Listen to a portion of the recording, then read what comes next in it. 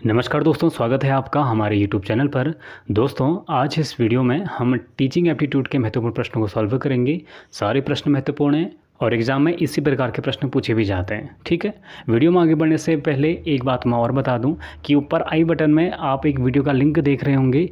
आप इस वीडियो के बाद या इस वीडियो से पहले उस वीडियो को ज़रूर देख लीजिएगा। क्यों?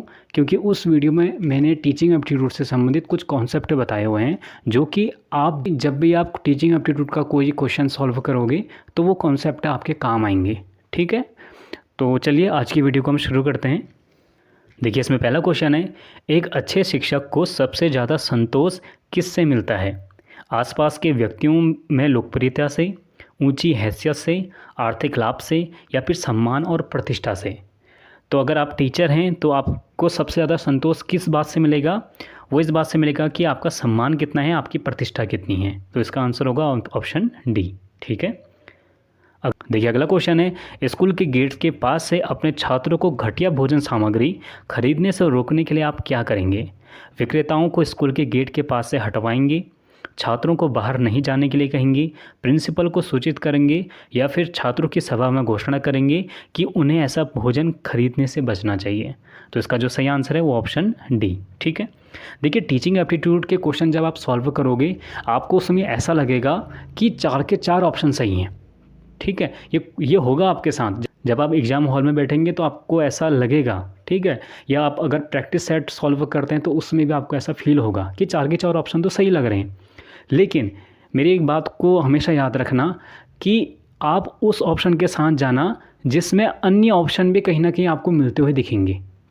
तो आप ऐसा ऑप्शन को चुनना जिस ऑप्शन में आपको अन्य ऑप्शन कहीं ना कहीं समाहित होते हुए दिखेंगे। ठीक है, आपको लगेगा यार इस ऑप्शन के अंदर और ऑप्शन भी कहीं ना कहीं आ ही जाएंगे। ठीक है, तो आपको ऐसा ऑप्शन चुनना है। ठीक है, तो इस बात को मेरी हमेशा याद रखना कि इस प्रकार का ही ऑप्शन आपको चुनना है। और ऑप्शन हमेशा ऐसा चुनना जो सबसे ज़्यादा पॉजिटिव रिजल्ट देता हो। नेगेटिव रिजल्ट की तरफ मत जाना।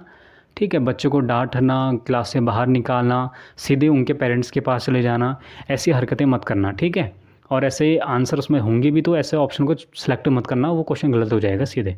ठीक है, बाकी आप मेरी और वीडियोस भी देख लीजिएगा टीचिंग एप्टीट्यूड से संबंधित, मैंने उसमें भी डिटेल से बताया है। बाकी यहाँ भी मैं आगे को बताते रहूँगा। ठीक है, तो चलिए अगले क्वेश्चन में चलते हैं। अगला क्वेश्चन है, जब कुछ एक छात्र कक्षा के अनुशासन में बाधा डालते हैं तो आप क्या करेंगे? छात्रों को डराने के लिए उनमें से कुछ को निष्कासित कर देंगे, ऐसा बिल्कुल भी नहीं करना। अगला है, प्रिंसिपल को सख्ती से रिपोर्ट करेंगे, सीधे प्रिंसिपल के पास भी नहीं जाना है। अगला है, छात्रों के साथ बेहतर पारस्परिक संबंध बनाने की दिशा में काम करेंगे। ठीक है, तो इसका आंसर होगा ऑप्शन सी। देखिए पॉजिटिव है ना, तो आपको पॉजिटिव की तरफ जाना है। और चौथा ऑप्शन है, उन छात्रों को सख्त सज़ा देंगे, बिल्कुल गलत। ठीक है, अगला क्वेश्चन है, कोई शिक्षक किस प्रकार अपने छात्रों का पसंदीदा बन सकता है? उन्हें अपना गृह कार्य पूरा करने में मदद करके, उन्हें कहानियाँ या चुटकुले सुनाकर, उनका पाठ्यक्रम तेज़ी से पूरा करके, या फिर उनके साथ सहानुभूतिपूर्ण तरीके से व्यवहार करके। देखिए, आप अगर टीचर होंगे तो आप बच्चों को कहानी सुनाएंगे, तो कहानी सुन के बच्चे आपको फेवरेट बना सकते हैं। ऐसा होता है जब आप क्लास 5th 6th छोटे बच्चों को पढ़ाते हैं तो छोटे बच्चे कहानी के बड़े शौकीन होते हैं, तो उसमें भी आप फेवरेट टीचर बन सकते हैं। ठीक है, आप बच्चों को होमवर्क में अगर उनकी मदद कर रहे हैं तो बच्चा कहेगा यार ये टीचर तो बहुत ही बढ़िया है, हमारा होमवर्क में भी हमारी मदद कर रहा है। ठीक है, तो उसमें भी बच्चों को कहना, बच्चे के तो आप फेवरेट ही बनेंगे इसमें। और तीसरा ऑप्शन है, पाठ्यक्रम को तेज़ी से पूरा करा के, ये तो खैर अलग है, तो सिलेबस जल्दी करके आप करोगे भी क्या। ठीक है, तो ऑप्शन डी देखिए, सबसे ज़्यादा पॉजिटिव आपको ऑप्शन डी दिख रहा होगा, उनके साथ सहानुभूतिपूर्ण व्यवहार करना है आपको। ठीक है, अगला क्वेश्चन है, एक शिक्षक के रूप में आप जिस तरीके से व्यवहार करना पसंद करेंगे वह है लोकतांत्रिक, निरंकुश, सबके लिए स्वेच्छाचारी, या फिर जैसी परिस्थिति के अनुसार उचित हो। ठीक है, अब परिस्थिति कह रही होगी इसको मार दे तो आप मार थोड़ी ना दोगे। ठीक है, कभी कभी होता है ना, बहुत गुस्सा आ जाता है, तो ऐसी स्थिति में आप मार थोड़ी ना दोगे। तो जैसी परिस्थिति के अनुसार उचित, गलत ही होगा। सबके लिए स्वेच्छाचारी, ये भी बिल्कुल नहीं होगा। ठीक है, निरंकुश तो बिल्कुल भी नहीं होगा। आपको कभी भी एक बात हमेशा याद रखना, आपको ऑप्शन में कभी भी लोकतांत्रिक दिखेगा ना ऑप्शन में, तो लोकतांत्रिक हमेशा ठोक देना। ठीक है, क्यों? क्योंकि लोकतंत्र का गुण ही होता है जहाँ पर हम प्रजा को सर्वोपरि मानते हैं, और टीचिंग में क्या होता है, छात्र महत्वपूर्ण होता है। स्कूल, टीचर, इन सबसे ज़्यादा जो महत्वपूर्ण है वो है छात्र, ठीक है। बाल केंद्रित शिक्षा ही महत्वपूर्ण होती है, इस बात को याद रखना। तो लोकतांत्रिक गुण को आप हमेशा सेलेक्ट करेंगे, ठीक है। अगला क्वेश्चन है, यदि कोई अच्छा छात्र अनुशासनहीन तरीके से व्यवहार करना शुरू कर दे तो आप क्या करेंगे? उसके माता पिता से उसकी शिकायत करेंगे? जी बिल्कुल नहीं, मैंने आपको पहले कहा माता पिता के पास सीधे नहीं जाना, सीधे प्रिंसिपल को भी आप नहीं बताएंगे, ठीक है। ऑप्शन सी है, उसकी समस्या जानने और मदद करने की कोशिश करेंगे, बिल्कुल सही है, ठीक है, ऑप्शन सी बिल्कुल सही है। चौथा है, उसे सख्ती से दंड देंगे, ये भी गलत है, ठीक है, दंड आपको नहीं देना है, ऑप्शन सी इसका सही होगा। अगला क्वेश्चन है, यदि किसी बच्चे के माता पिता रिपोर्ट करते हैं कि उसने झूठ बोलना शुरू कर दिया है और गृह कार्य की परवाह नहीं करता तो आप क्या करेंगे? तो ऐसी स्थिति में देखिए इसके ऑप्शन देख लेते हैं। कक्षा के सामने उसकी पोल खोलेंगे और उसे अपमानित करेंगे? जी बिल्कुल नहीं। अगला ऑप्शन है, उस बच्चे के प्रति ज़्यादा सतर्क रहेंगे और परामर्श देंगे। अगला ऑप्शन देख लेते हैं, कुछ खास परवाह नहीं करेंगे क्योंकि माता पिता को इस बारे में पहले से ही पता है। बिल्कुल नहीं, टीचर का कर्तव्य है कि बच्चे को सही मार्गदर्शन प्रदान करे। ऑप्शन डी है, बच्चे को दंडे देंगे, तो आपको दंडे भी नहीं देना। तो इसका जो सही आंसर है वो क्या है, जो सबसे ज़्यादा इनमें पॉजिटिव है वो है, उस बच्चे के प्रति ज़्यादा सतर्क रहेंगे और उसे समय समय पर हम परामर्श देंगे, ठीक है। देखिए अगला क्वेश्चन है, किसी अच्छे शिक्षक की प्रशंसा के लिए सबसे उपयुक्त किस बात को माना जाता है? उसकी आर्थिक हैसियत, समाज में लोकप्रियता, ज्ञान और सम्मान, या फिर अधिकार और ताकत? तो अगर आप टीचर हैं तो टीचर के लिए सबसे पहला गुण होना चाहिए उसको सब्जेक्ट का नॉलेज हो, उसको ज्ञान हो, ये सबसे पहला गुण होता है, ठीक है। बाकी वो अच्छे कपड़े पहने, उसके अंदर धैर्य हो, ऐसे बहुत सारे गुण होंगे अभी, लेकिन वो सब गौण होते हैं। गौण मतलब जो सेकंड नंबर पर होते हैं। पहले नंबर पर हमेशा उसका गुण होगा वो सबसे, उसका ज्ञान बहुत अच्छा होना चाहिए, उसका जो सब्जेक्ट नॉलेज है वो बहुत अच्छा होना चाहिए, ठीक है। अगला क्वेश्चन है, प्रारंभिक शिक्षक को किस बात को ऊंची प्राथमिकता देनी चाहिए? जो प्राइमरी टीचर होता है उसकी पहली प्रायोरिटी क्या होनी चाहिए, यहाँ ये पूछ रहा है, तो वो होनी चाहिए क्या? ऑप्शन डी, बच्चों को समझना, ठीक है। अगला क्वेश्चन है, छात्र की पढ़ाई में स्पष्ट रूप से सुधार तब आता है जब छात्र लक्ष्य केंद्रित और सक्रिय हो जाता है, शिक्षक सक्रिय हो, संस्थान का प्रमुख सतर्क और असरदार हो, या फिर माता पिता सक्रिय हो, सहयोगी हो। तो इसका जो सही आंसर होगा वो है ऑप्शन ए, छात्र लक्ष्य केंद्रित, जिससे मैं बाल केंद्रित शिक्षा कह रहा हूँ।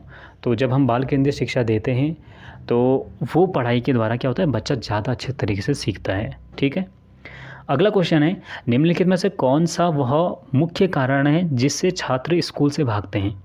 रोचक विधियों में कमी, शिक्षकों का छात्रों के प्रति कठोर रवैया, छात्रों की पढ़ाई में रुचि की कमी, या फिर छात्रों के घरों से स्कूल की दूरी, ठीक है। अब आपको इसमें ऑप्शन सी भी सही लग रहा होगा कि यार छात्र पढ़ाई में कम इंटरेस्ट ले रहा होगा इसलिए भाग जाता है, और ये होता भी है, ठीक है।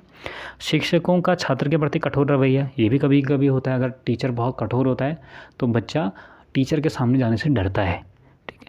लेकिन इसमें सबसे जो अच्छा ऑप्शन है तो वो क्या है, वो है रोचक शिक्षक विधियों की कमी। अगर आप नए नए तरीक़ों से प्रैक्टिकली आप बच्चों को पढ़ाएं, नई नई शिक्षण विधियों के द्वारा बच्चों को पढ़ाएं, ठीक है।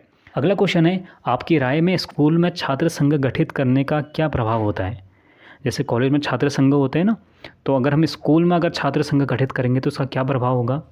यह अनुशासनहीनता को बढ़ावा देगा, छात्रों का समय बर्बाद करता है, छात्रों में नेतृत्व क्षमता विकसित करता है, या फिर शिक्षकों का कार्यभार बढ़ाता है?